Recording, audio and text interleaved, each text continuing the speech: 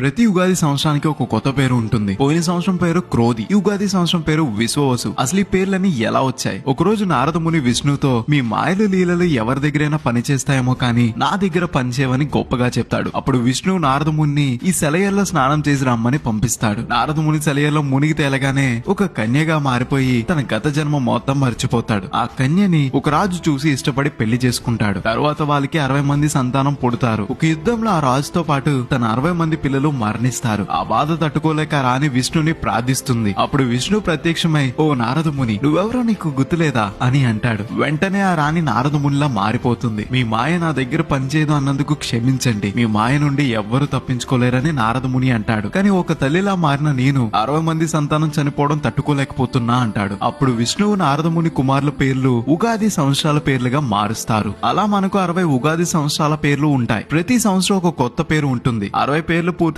మళ్ళీ మొదటి నుండి ప్రారంభమవుతుంది. 2025 ఉగాది సంవత్సరం పేరు విశ్వావసు. ఇది నారద మహర్షి కుమారుల్లో ఒకరి పేరు. ఇది ఉగాది పేర్లు వెనుకున్న కథల్లో ఒక కథ. ఇలాంటి మరిన్ని వీడియోస్ కోసం గోదా స్టేషన్ ని ఫాలో అవ్వాలి మరి.